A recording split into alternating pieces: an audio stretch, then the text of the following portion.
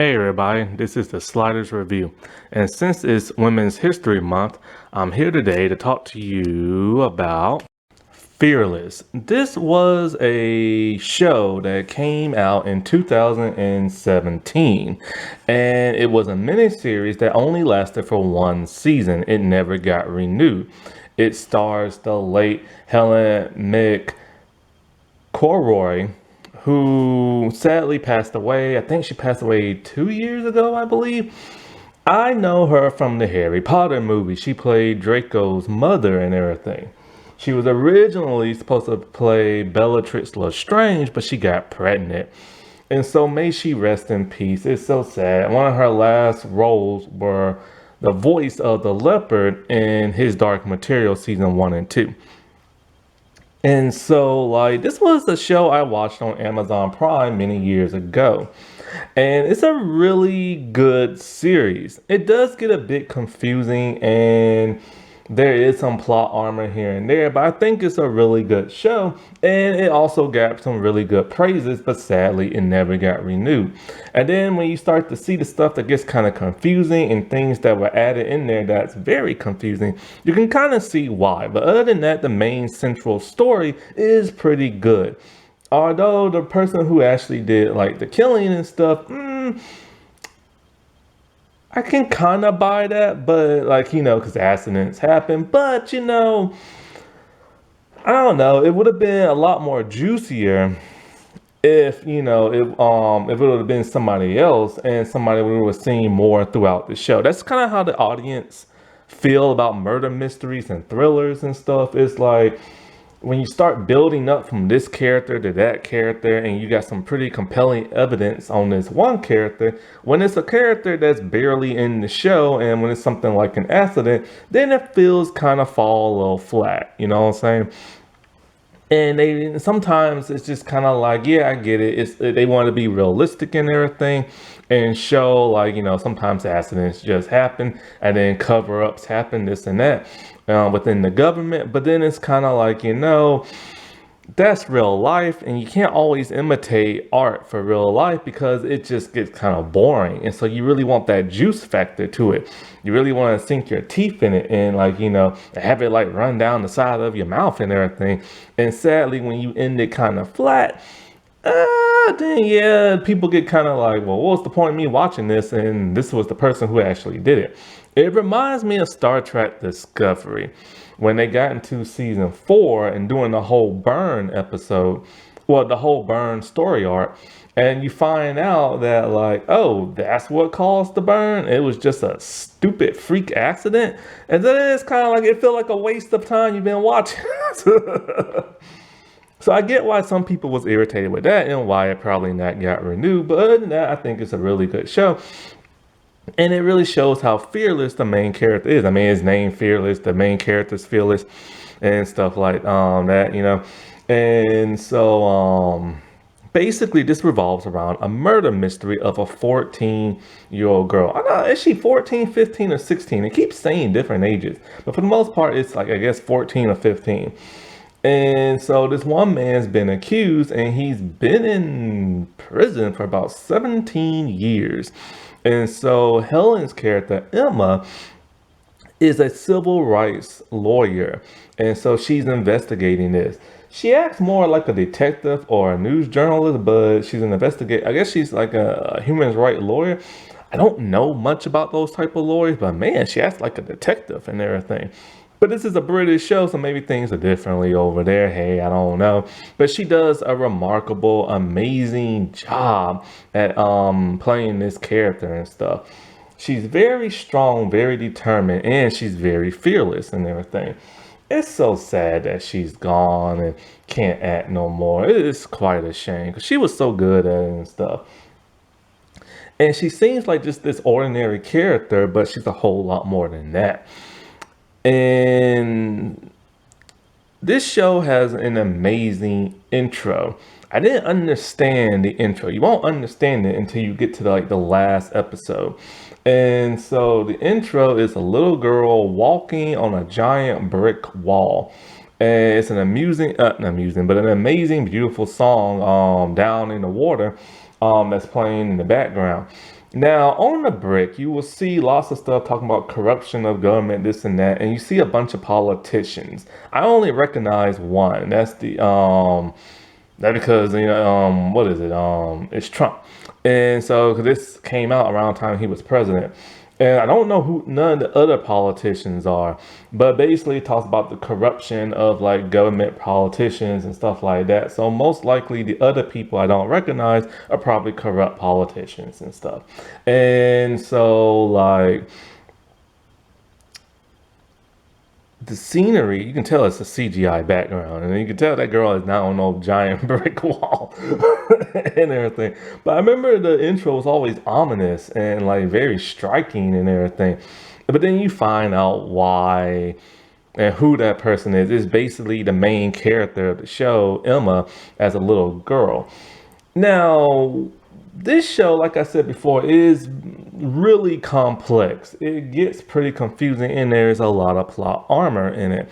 And so basically, you're in for a ride. Like, it leads you to one person, to another person, to another person, and you find out all these people are so corrupt because they're trying to cover up a lie. They're trying to cover up an accident, and they're into politics. And it really shows you the underbelly of like politicians and stuff and what they would do just to get like ahead in life. And I find that so fascinating because that's just how they are in real life. This is why so many people don't like trust politicians and stuff or like certain parties because they can't be trusted all the time. And they really benefit from themselves, especially when they screw up and everything. And so the corruption in the politics is not only the British politicians, but like the American government as well. And I'm just like, why you gotta throw us in there? This is y'all show. Like, why you gotta throw Americans in there? And they make us look so bad. But of course, they made out themselves look all worse because it deals mostly in Britain. But why you gotta throw us in the mix, man? Like, why you gotta throw that shade? Now, the complexity of the script, I guess, I still find very fascinating. Now, the show was created by Patrick Herbinson, and so like parts of this show that falter is when it gets towards the end. There is a bit too much plot armor and everything. It's a little too overly complex at times, and like I said before, when you find out who actually did it, you kind of don't want it to be that person. You want it to be somebody else, somebody you've been leading up to. So when it gets to this one person who we rarely seen in the show, it's a bit of a letdown. Now, another part that's a letdown is that there are two story arcs, and well, actually not two story arcs, but there are two side plots in this and everything. One that has to do with a Syrian mother who's accused of terrorism and her husband's accused of terrorism. That plot was just like thrown in there for some bizarre reason, and it has nothing to do with the 14-year-old girl dying and the person accused of killing her and stuff like that. Why that was thrown in the mix, I have no idea. But it makes for an uncompelling story that could have been for like another series or like another season. And so that really takes you away from the overarching story of it all. And it's just like, why is that there? And it just makes absolutely no sense. There's another plot that has to do with Emma wanting to adopt like a baby, her and her boyfriend. The whole thing between her and her boyfriend makes no sense, and it's not written very well, in my opinion. It's just like they should have hammered that a little bit harder.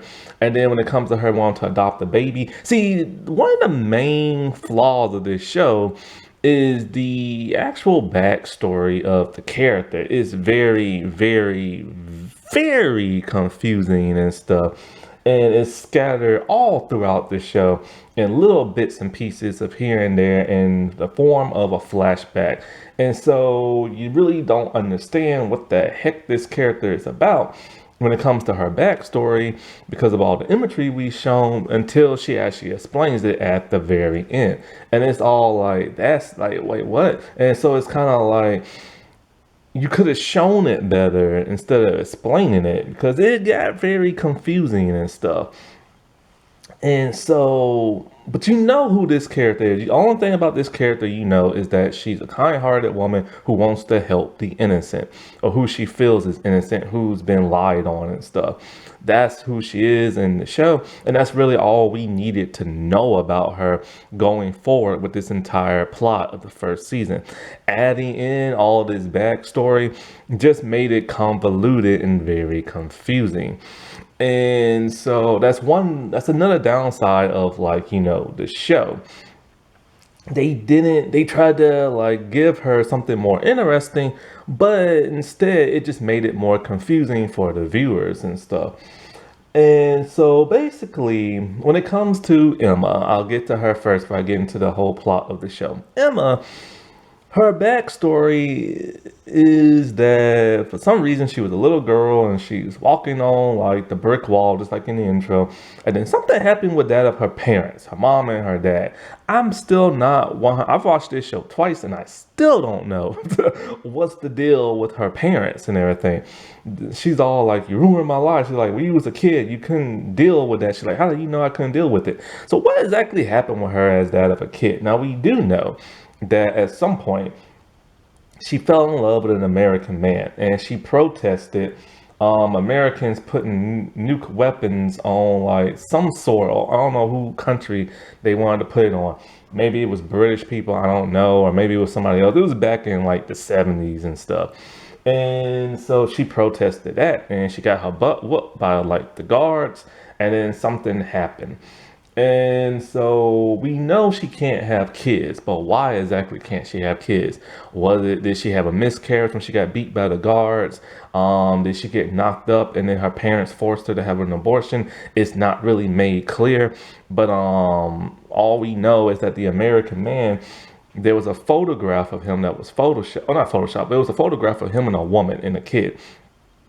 She assumed that, that was her fiance and stuff, and who she was pregnant by. And she assumed that, oh, he cheated on me and everything, all because of a misleading headline. Turns out he never cheated. That's his sister. And so she dumped him. And then I guess her parents must have forced her to have an abortion or something like that. Then later on, he died. And so she feels terrible about that. So that's a very bizarre, convoluted backstory that's only shown in teeny tiny flashbacks every once in a while until she explains it at the end. So I don't really like that at all. But the actual story of the actual show is this. A 14-year-old girl named Linda Sims, she goes missing. And so then later on, she is found dead. And so they assume a man by the name of Kevin Russell is the one who murdered her. He got arrested and all this other stuff. And so, like, for whatever reason, we don't know why the cops assumed he did it, but then it turns out that he had nude photos of her and stuff. So they assume he's a pedophile and a murderer and just tried to cover it up, which they call pedophiles over there differently in England. They call them pedophiles and everything. And so he confessed to the murder, and he confessed to beating her in the head with a shovel and then breaking her ankles with the shovel and stuff. And so, but the question is, if he's innocent, why in the world did he confess to the murder and stuff, right? And so he spent like 17 years in prison. His ex-fiancée has moved on, but she still thinks he's innocent and wants to hire a lawyer to get him out. Their son hates his guts and everything and thinks he did it. And so it turns out that the only reason why he confessed is because once he lied about not having the nude photos but actually had them, he figured that, ain't nobody gonna believe him. And then I don't know how they say this, DCS officer, like a police officer over there, Olivia, she was the one who kept like talking about, you did it, you took that weapon and you did this and you did like that. So she kept putting all this stuff in his head, and then with the photos and everything, he decided, you know what, I'm just gonna confess, whatever. So for the longest time, he was locked up. But everybody in town believes he did it, even the girl's parents and the uncle and stuff like that. And so the town has made up their mind. And even Emma had made up her mind until the fiance came to her and was all like, I don't believe it, this and that. So she starts to doing some investigating. One lead leads to like that of another. And so like, oh, let me get into this first. She has a woman living with her, a Syrian woman, who's not actually Syrian. She's Moroccan. I don't know what the difference between those people are. I don't know anything about them. I'm pretty sure Moroccan ain't Syrian. But she's a Muslim woman, and so she's living there with her son, and her husband has been accused of terrorism, and he's missing and stuff. So she allowed that woman to live with her and trying to prove her innocence and all this other stuff. This causes the people to turn against Emma because they don't like the idea of her living with a woman who they think is a terrorist, but the mother lady is not no terrorist and stuff. But anyway, back to Russell. And so she talks to him and everything, and he tells, I didn't do it, and blah, blah, blah, and this is why I confess. Now, he doesn't mention the pictures just yet. Nobody knows about that. And so when she goes and she talks to, the parents and everything and go to the gravesite, they don't want her there, and they don't want her reinvestigating this thing and stuff like that. And so they hire a photographer to take the pictures. This is part where plot armor starts to come in. It turns out the photographer is the one who took the nude photos and everything, but the parents don't know that. But it wasn't just the little girl that they took the pictures of. It was several girls he took pictures of, and he messed around with them. And so they first assume it's him, but then they don't think. And so anyway, this leads to them realizing that something that Linda was actually buried twice. Somebody buried her out in like a field, and then they stopped, redug her up, and then they buried her someplace else. So why bury her twice? And so they think it's him because, he said he killed her with a shovel, but a shovel was never used to kill her with. And so all these leads start to lead to the photographer, right? And so Emma's all like, we need to have this man confess, but he won't do it. So she leaks the new photos to like a news journalist people. And this, of course, outrages a lot of people. It outrages the DCS cop lady. It outrages the family. People are thinking she's gone beyond and above to try to find out this murder. Now, Michael Gambon, the dude who played the second Dumbledore, he's in this, and he calls an American woman up who's in the CIA named Heather.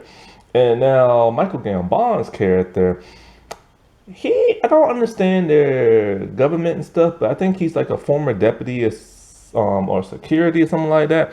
He's really high up.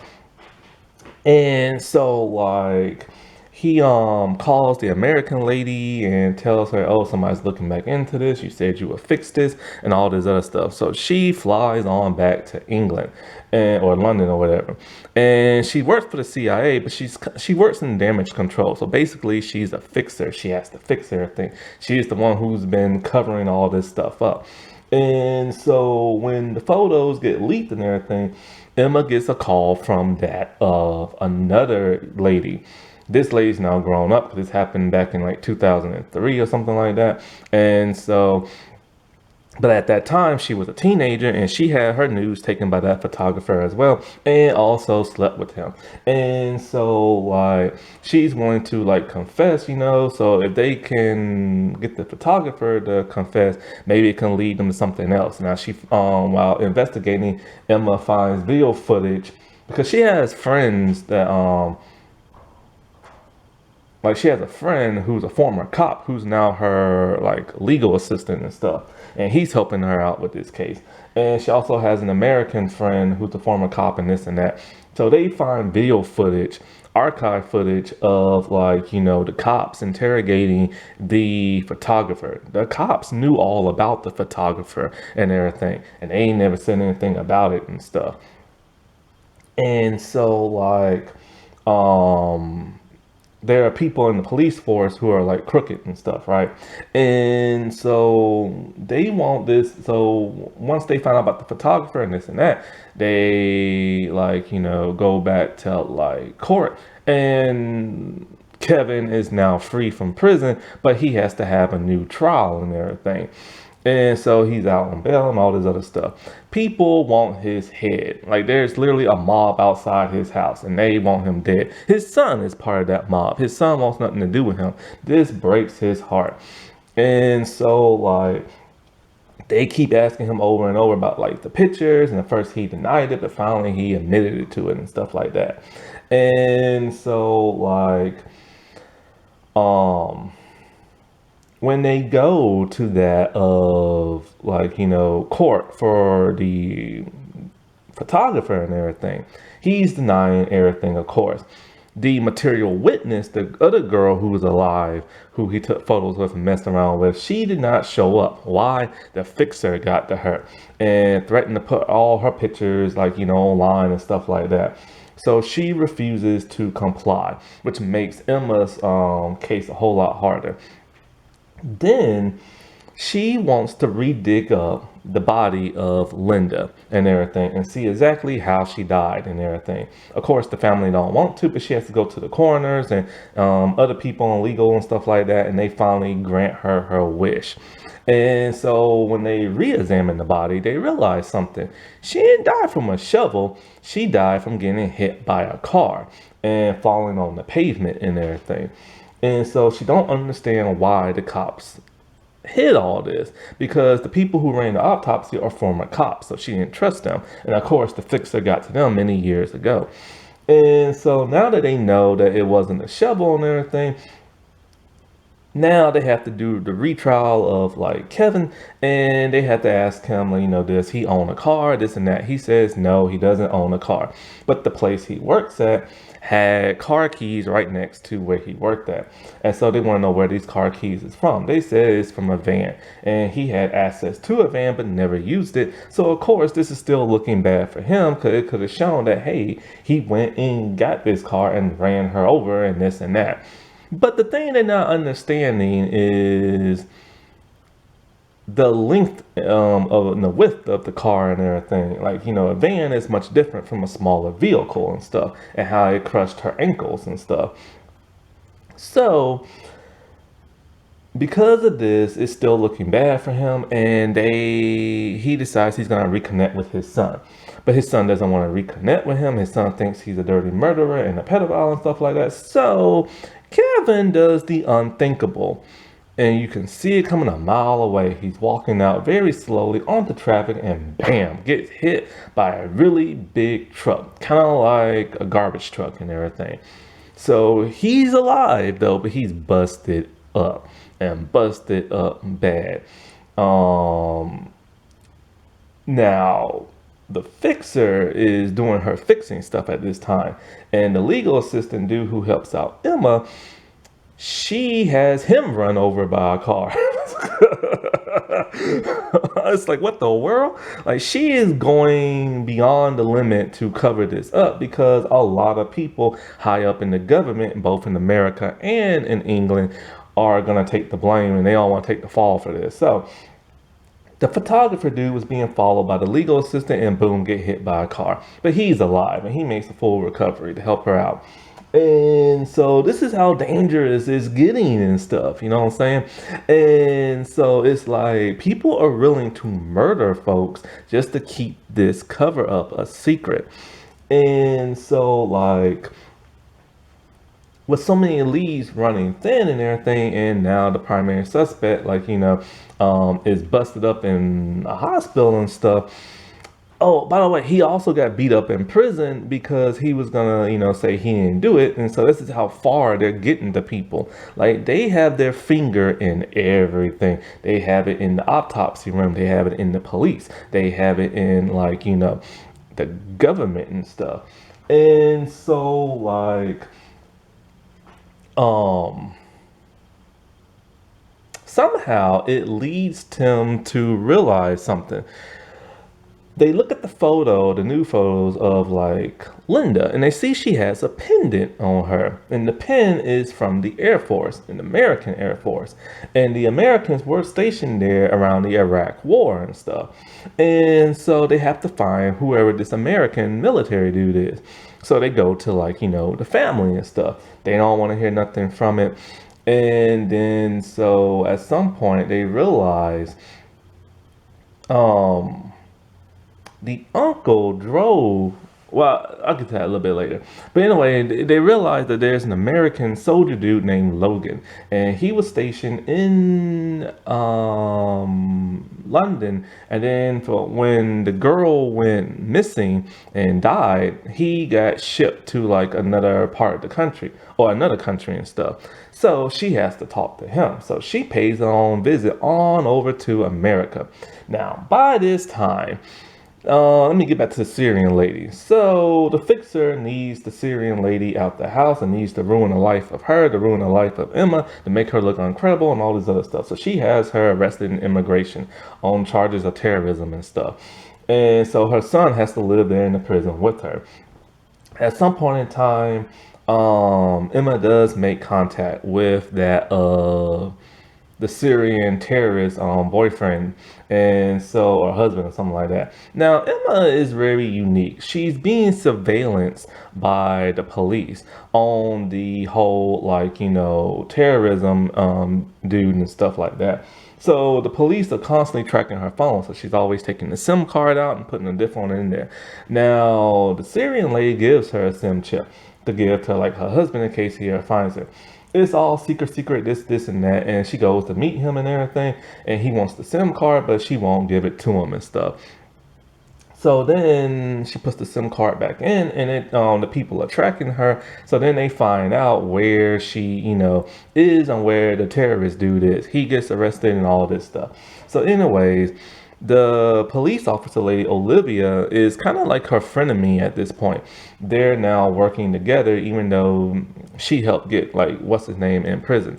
So anyway, at some point, Emma goes to America and she uses her contacts there, but she gets arrested when she goes to see like Logan and stuff like that. And so the fixer had her arrested. Logan, he wants to air out his grievance, and he calls in a favor to shut all the cameras and lights down at the military prison that she's in. He goes to talk to her and he explains what's up. He told her he never messed around with an underage girl because he was underage at the same time. He was 17, she was 15. I don't understand it. She's 15, why they keep saying 14? This is why they keep getting mixed up. Anyway, he tells her they was in love, they was gonna get married and this and that. But like, she was supposed to meet him at a party that night on the base, but they never met up because I think he got shipped out and everything. And so like something happened. So he wasn't the one who murdered her and stuff. It would have made more sense if he did, because it kept leading up to it was him. And this is why I'm saying things get really juicy and stuff like that. And so it would have made more sense for him to be the murderer, but he's not. In fact, somebody else is, and that's the big cover up. See, it would have made more sense for the Americans to cover up for him because he's an American soldier and stuff. So anyways, once they found out that she made contact with him, they are shipping him and his family out and everything. So this is why he got worried and wanted to talk to her. But he basically tells her, he never murdered her, this and that. They was like lovers and all this other crap. So, but he also tells her that she got dropped off along with by a man. That man was her uncle. So the uncle knew she went to the military base that night, but he kept trying to play off like he didn't. So she has to get back to America. So the DCS lady, they want her extradited back to London. That was the only way they could get her back, because that CIA lady is tracking all of them and stuff and trying to like, ruin stuff for them. So at some point, the detective lady loses her job and they find out she has contact with Emma. And so now back in America, she confronts that of like the family and tells about the uncle. And the uncle finally confesses, but he didn't run her over and said that she wasn't the only person he dropped off that night. He dropped off her friend, Rachel. So Rachel was the last person to see her alive. Now this is where things start to get interesting. They have to find Rachel, but Rachel has disappeared for 10 years and stuff, and nobody knows where she is. And so they finally track down her mother. And so when they track down her mother, oh, by the way, by this time, Kevin has now died from his injuries. And now the son feels so heartbroken. He's like, oh, I should have believed my father and this, that. Dude, everybody keep trying to tell you your dad was innocent, but you didn't want to listen. So now he feels sorry and everything. So in a way, Kevin's dead. They had the funeral for him. And so like now they're looking for Rachel and they get a lead. Her mom has dementia and is in a nursing home. So she goes to see her mom. The mom is completely out of it. And so like with her being completely out of not knowing what nothing is, her mom is all like puts the picture down when she looks at, because she gets her a picture of like Linda and Rachel, and she puts the picture down. I don't want to look at it, and she's all like, why did you change your hair? This is where plot armor comes in. Her mom is watching the news of a woman named Laura Wild. Laura Wild is the wife of a young politician. And so like Emma looks at the news and realizes, oh crap, that's Rachel. And everything. Just changed her hair color and took her glasses off. So now they suspect that Laura, aka Rachel, might have something to do with it.